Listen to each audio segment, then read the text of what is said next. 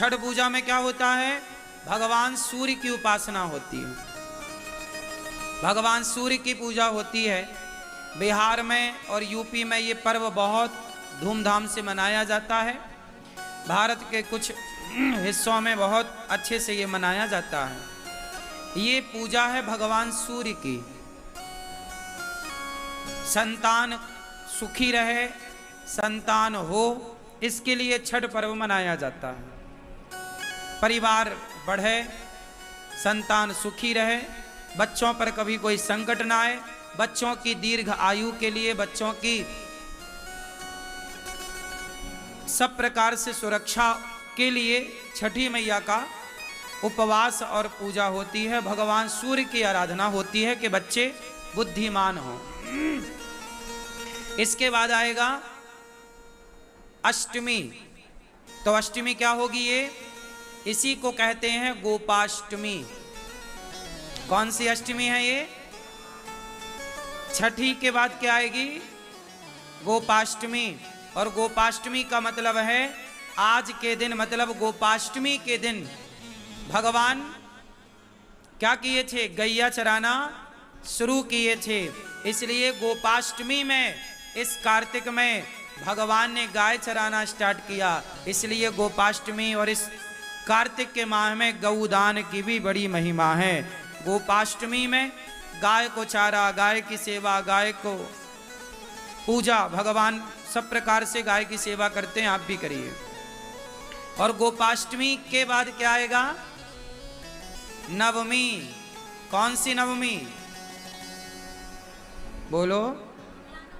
हाँ हाँ हाँ हाँ, अक्षय नवमी बोलते हैं, आंवला नवमी भी कहते हैं। कौन सी नवमी? इस आंवला नवमी के दिन कहते हैं कि आंवले के पेड़ पर ही भगवान श्रीमन्नारायण का वास होता है। आंवला नवमी के दिन, जैसे रविवार को, एकादशी को तुलसी पे भगवान नारायण का वास होता है, उसी दिन, उसी प्रकार आंवला नवमी को अक्षय नवमी भी कहते हैं।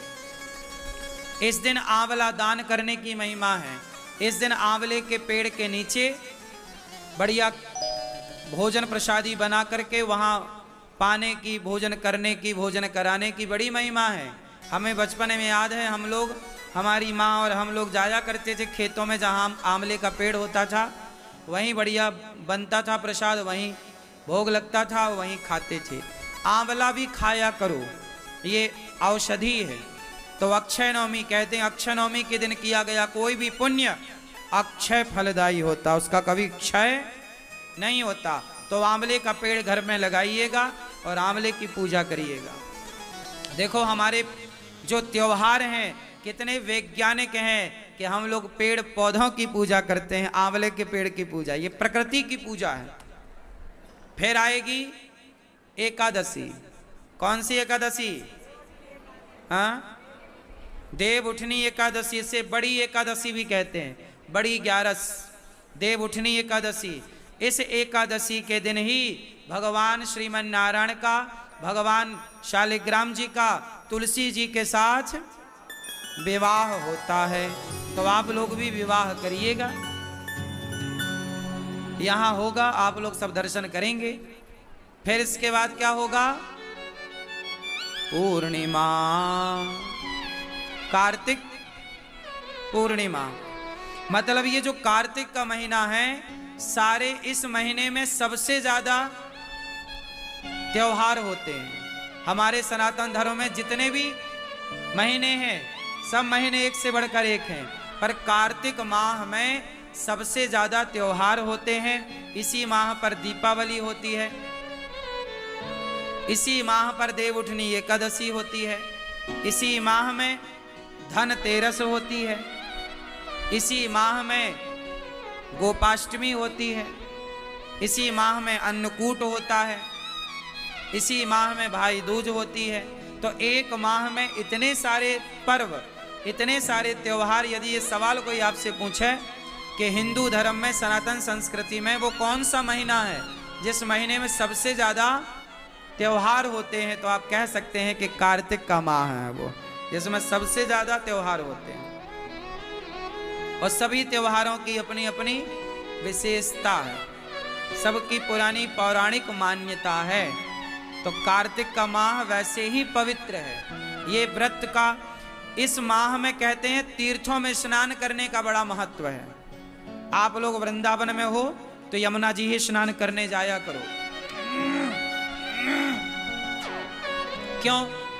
कहते हैं कि इस माह में ही एक राक्षस ने वेदों को जल में छिपाया था। कहते हैं कि कार्तिक माह में वेदों का वास जल में होता है। कहाँ होता है?